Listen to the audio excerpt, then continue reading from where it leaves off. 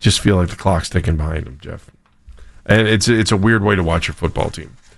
And I mean, what'd you get out of the press conference? Let's start there because I always like to start that. I don't want to interpret this, so I'm not going to harp on it. Joe's been terrific in press conferences. I really enjoy listening to him. Mm-hmm. He says good things. Mm-hmm. Didn't seem to have a lot of enthusiasm today. And that's not fair for me to say. I just think he's been so good. He seemed a little flat today. If I was being asked to throw 45 times a game and we can't put up more than 17 points, I'd probably be a little flat too. Give me a path where Flacco starts the rest of the season. You got one? Yeah. They deem Dillon Gabriel and Shedeur Sanders not fit to play at the NFL level yet. Sanders, I kind of see that. I understand that, and just by the positioning of where he is on the team, and I hate to say where he got drafted, but where he got drafted, I just wonder what it's going to take for them to put Gabriel out on the field. Like, who makes that call, and why would they make that call? If they win this week, if they win this week, Joe Flacco, I think they need to get Flacco under 40 throws a game, okay? And I do think they need to get the running game over 20 if they can pull that off. Again, they're going to see Micah Parsons this week. And so that's all anyone keeps talking about, how he's all over the field and how he's just going to make things even crazier for the Browns defense or Browns offense when they try to go up against. I just... Can I throw one at you? Sure. I know the whole rookie quarterback thing. We all know that. Right. If a guy has a chance to sit and look and watch, I get that. We all understand. And I think in most cases it's a valid point. Dillon Gabriel is 24 years old. He'll be 25 before this season comes to an end. Mm-hmm. And he was in college playing college football for 6 years. And he's known for his processing and decision-making. And he threw over 2,100 passes in college. Wouldn't you think he's ready to play? Well, and he played at Oklahoma and Oregon. I mean, he's 26, right? No, he's 24. He'll be 25. 24. That makes him, 4 years younger than Brandon Weeden was when he started, right? Something Brandon Weeden, Brandon was busy trying to be a Yankee. Yeah. You know what I mean, though? Yeah. I mean, this isn't like Jackson Dart, who's like 21. No, I understand. I mean, this is a guy. He's going to be 25. Maybe that's one of the reasons they like him too, is because he isn't your typical right out of college, super young David Njoku 19-year-old, right? I mean, that's not what we're seeing.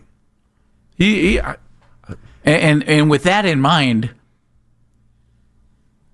it seems like it's only a matter of time before they put him on the field. It is. And don't you think Kevin wants that too? I see Kevin. When I hear Kevin, okay, and I know Kevin's not giving us a whole lot. Yeah.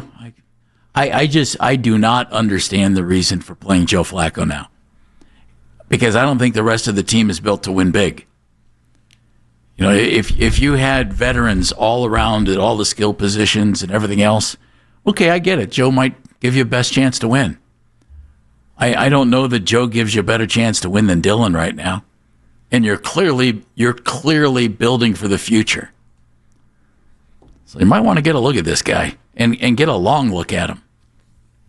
Am I wrong by saying give this thing till halftime of this week's game?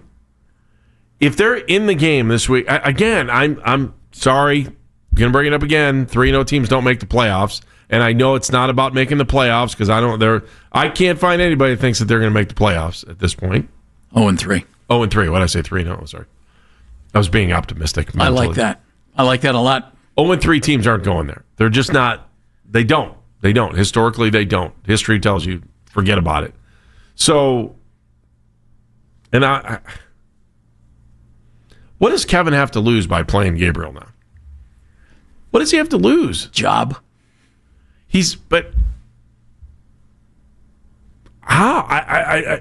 If they're going to go 0-3 to start the season against Green Bay, and I know Dan will give you a little bit of hope and excitement to think that they can get better.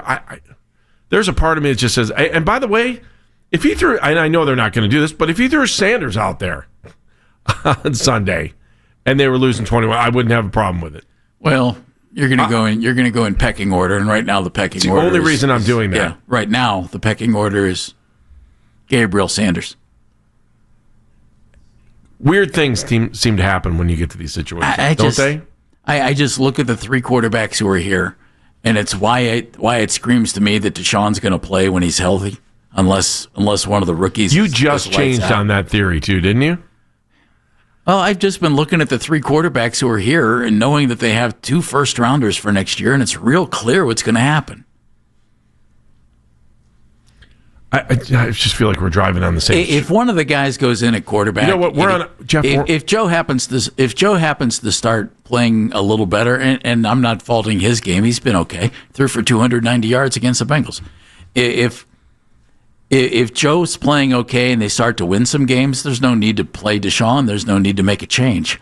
If they keep losing games, it doesn't do you any good to play Joe. It might not do you any good to play Dillon or Shedeur. Because you're just looking at me. I'm looking at next year, and I know you have 2 first-round picks, and you're going to take a guy. And that's why I would play Deshaun. Let me ask you. Because Deshaun, if he goes out and plays really well and you're going to take a guy, maybe somebody will give you something for him.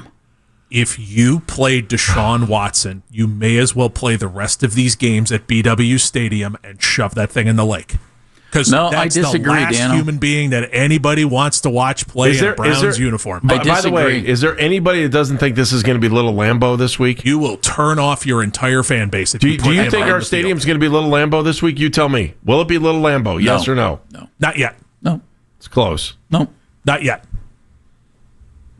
Almost there. I just look at the quarterbacks who are here, and I just think, play any one of them. It doesn't truly matter.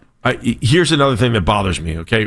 Go back a year ago when they decided that to make the path clearer for Deshaun Watson, they were going to let Joe Flacco go, right? We're on the same page? Everybody agree with me on that? No. They made the path very clear for Deshaun by letting Joe go after the year they made the playoffs. I'm not going to say the path because Deshaun was the starter. Okay. I think they put together an environment that they thought was probably better because maybe Jameis played a little bit more like Deshaun. A little more mobile than Joe. Why would you give up on a quarterback that gave you more success than most quarterbacks that have? Andy, because they thought he was at the end of the line, yet they brought him back this year. Yeah, I understand where you're coming from, and I respectfully disagree. Because if they would have truly thought he was at the end of the line, they never ever would have brought him back this year. I don't, and so here's if the front office or the coaching staff or whoever's making decisions over there was so fragile that they wouldn't bring Flacco back, perhaps because of the competition for Watson a year ago. I don't see it.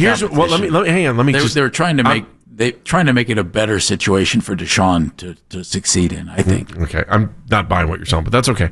I wonder what happens. What happens if they decide, okay, Joe, we're going to step away, and Gabriel or Sanders jumps out there and has success? What happens then? God forbid Gabriel or Sanders has success, and that they think that they could be the quarterback of the future, and that they could use those picks next year to rebuild the offensive line, get an amazing defensive player. I mean, there are a million different things you could do with those 2 picks other than have to draft a quarterback.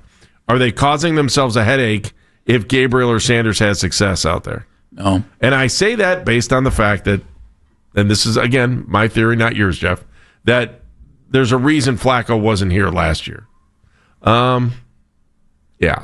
look at this whole situation, and I kind of sit here and wonder, I just wonder. I wonder it. But if they win this week, it's going to change things. The other part of the problem I have is something that I said in the last segment. If they make a field goal in game 1, nobody feels like this. They're 1-1. And they got beat by the best team in the NFL. Or if you hang on to a pass or 2. It's how fragile it is. It's exactly how fragile it is.